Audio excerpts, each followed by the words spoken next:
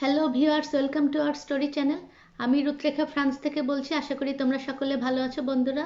হ্যাঁ বন্ধুরা, আমিও ভালো আছি তোমাদের সকলের দোয়ায়। বন্ধুরা, আজ আমি একটা সুন্দর টপিক নিয়ে তোমাদের সামনে উপস্থিত হয়েছি। আমার আজকের টপিক, আমরা বেশিরভাগ মানুষেরাই সবসময় না পাওয়ার পিছনে ছুটে চলি, কিন্তু আমরা যদি আমাদের যা আছে সেটুকু নিয়ে খুশি থাকার চেষ্টা করি, তাহলে আমাদের লাইফটা অনেক সুন্দরভাবে সামনের দিকে এগিয়ে যায়।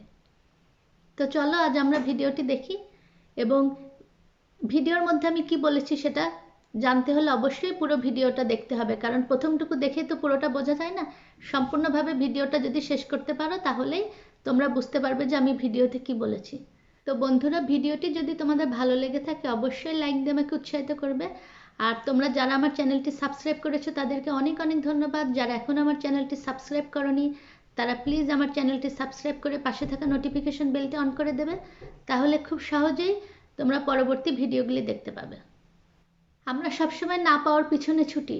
বেশিরভাগ ক্ষেত্রে আমাদের এই প্রবলেমটা শুরু হয় 25 বছরের পর থেকে, কারণ 25 বছরের আগে তো আমরা স্টুডেন্ট থাকি, সে সময় এতটা সমস্যা আমরা অনুভব করতে পারি না।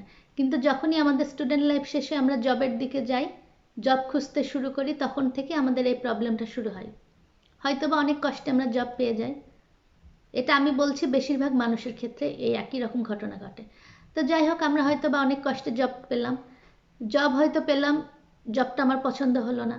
আবার অনেক সময় এমন হয় যে জব ঠিকই পছন্দ হলো, কিন্তু নতুন যে বস এসেছে সে বস হয়তো ভালো না। বস হয়তো সারাদিন কাজের মধ্যে রাখে, সেটা ভালো লাগে না। অথবা বস হয়তো বা কিছুদিন ভালো ছিল, তারপরে হয়তো ট্রেনিংয়ে পাঠালো, সে ট্রেনিংয়ে গিয়ে হয়তো আমাদের ভালো লাগছে না। এভাবে একের পর এক আমাদের লাইফে প্রবলেম শুরু হয়। আর এই প্রবলেমটা আমাদের মধ্যে বেশি হয় যারা আমরা একটু শিক্ষিত, আমরা যারা পড়াশোনা শেষ করেছি তাদের মধ্যে এই প্রবলেমটা বেশি হয়। কারণ আমরা এমন একটা অবস্থানে থাকি যে আমাদের নর্মাল কাজও ভালো লাগে না, আমরা সবাই ভালো একটা চাকরির অনুসন্ধান করি, কিন্তু সেই চাকরি পাই না। কারণ যারা বেশি পড়ালেখা করেনি তারা যে কোনো একটা নর্মাল কাজেই তারা হ্যাপি থাকে। বাংলাদেশের ক্ষেত্রে বেশিরভাগ এরকম হয়। বিদেশে অবশ্য বিষয়টা সম্পূর্ণ ডিফারেন্ট, কারণ বিদেশে সব কাজই সমান। শিক্ষিত মানুষও নর্মাল কাজ করে, আবার যারা বেশি পড়াশোনা করেনি তারাও নর্মাল কাজ করে। এখানে সব কাজই সমান, এই জন্য এখানে ওই প্রবলেমটা নেই। কিন্তু বাংলাদেশে এই প্রবলেম। যাই হোক, তারা অনেক কষ্টে হয়তো বা কাজ পেল, সেই চাকরি করে তার ভালো লাগছে না, বিভিন্ন রকম হতাশার মধ্যে তাদের দিন যায়। এভাবে তারা লাইফের বেশিরভাগ সময় এভাবেই অতিক্রম করে। বন্ধুরা, এই মুহূর্তে আমার একটা গল্পের কথা মনে পড়লো, গল্পটা তোমাদের সাথে শেয়ার করতে চাই। হয়তোবা অনেকেই গল্পটি জানো, তারপরেও বলছি। এক দেশে এক রাজা ছিলেন, তার অনেক ধন সম্পদ থাকার পরেও রাজা সবসময় অখুশি থাকতেন। তার মধ্যে একটা এমন ভাব যে তার যেন কি নেই। সবসময় রাজার মনটা এরকম থাকতো যে আমার কি যেন একটা নেই, এরকম ভাব। মানে শেষ কখনোই পুরোপুরি হ্যাপি না। তাকে যে কেউ দেখলেই বুঝতো যে রাজার মনে কোথাও যেন একটা কষ্ট, আর এই জন্য রাজা অখুশি। তা একদিন রাজা তার রাজ্য ভ্রমণে বের হলেন। তো রাজা যাচ্ছেন, যেতে যেতে রাজা এক লোকের সন্ধান পেলেন। সে লোকটা খুব হ্যাপি। তা রাজা তাকে দেখে খুব অবাক হলেন যে এই লোকটা এত গরিব, কিন্তু তার কিছুই নেই, তারপরেও সে এত হ্যাপি। তো রাজা তার বাসভবনে ফিরে আসলেন। আসার পরে তার সেক্রেটারিকে জিজ্ঞেস করলেন যে আমার এত ধন সম্পদ থাকার পরেও আমি অখুশি, আমার সবসময় মনে হয় কি যেন আমার নেই, কিন্তু আমি এক লোকের সন্ধান পেলাম এবং সে খুবই হ্যাপি। সে কেন হ্যাপি এবং আমি কেন আনহ্যাপি? তোমার কাছে কি মনে হয়? তখন সেক্রেটারি রাজাকে বললেন যে রাজামশাই, আপনি আমাকে কয়েকদিন সময় দেন, এবং এক সপ্তাহ পরে আপনি আবার রাজ্য ভ্রমণে বের হন, এবং সেই লোককে আপনি তখন আবার ভিজিট করতে যাবেন, গিয়ে দেখবেন যে সে কেমন, সে কি তখন হ্যাপি নাকি আনহ্যাপি। তা রাজা বললেন ঠিক আছে, এক সপ্তাহ পরে আবার বের হব। তো সেক্রেটারি কি করলেন? সেক্রেটারি ওই রাতেই একটা ব্যাগের মধ্যে অনেকগুলো মোহর নিয়ে সেই লোকের বাড়ির সামনে রেখে আসলেন।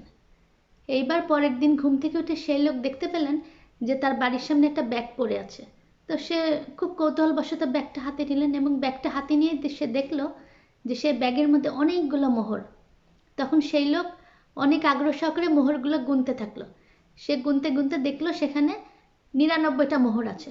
তখন সেই লোক ভাবলো যে কেউ যদি আমাকে এই ব্যাগটা দিয়ে যায়, এখানে অবশ্যই 100টা থাকবে, কেন একটা কম? কারণ সাধারণত এরকমই ভাবে সব জায়গায় থাকে, মানে কমপ্লিট 100 হলে কমপ্লিট হতো, এখানে একটা কম, বা 2-3টাও কম না, মাত্র একটা কম, সেই লোকের মনে বিভিন্ন রকমের প্রশ্ন জাগলো।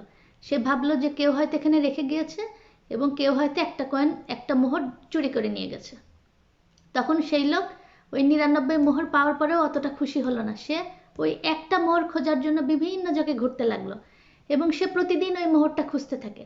আর এই মোহর খুঁজতে গিয়ে তার ঘুম হয় না ঠিক মতো, তার আগের মতো আর হাসি খুশি নেই, আগে গান করতো গানও করে না, সে এখন একজন অসুখী মানুষে পরিণত হলো।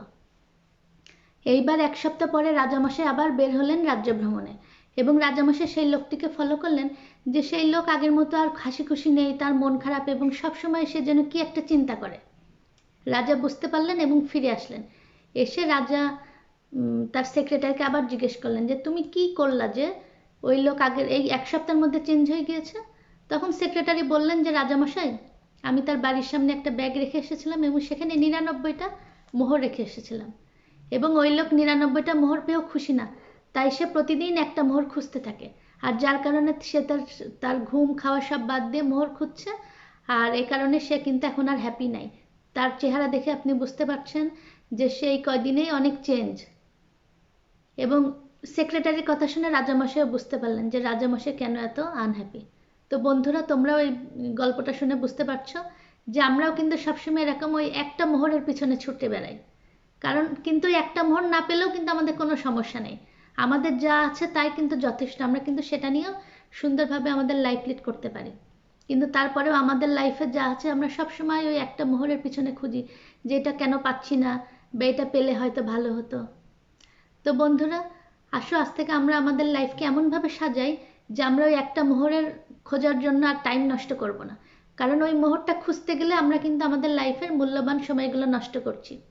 তার চেয়ে আমাদের যা আছে সেটা নিয়ে আমরা হ্যাপি থাকি, তাহলে আমাদের সময়গুলো খুব ভালো যাবে। আশা করি বন্ধুরা তোমরা এতক্ষণ ভিডিওটি দেখেছো। তোমাদেরকে অনেক অনেক ধন্যবাদ ভিডিওটি দেখার জন্য এবং ভিডিওটি কেমন লাগলো তা অবশ্যই কমেন্টে লিখে জানাবে। তোমাদের সকলের জীবন অনেক সুন্দর হোক, তোমাদের জন্য অনেক অনেক শুভকামনা, ভালোবাসা রইল। আগামীতে আবার আসবো নতুন কোনো ভিডিও নিয়ে। আজ এ পর্যন্তই।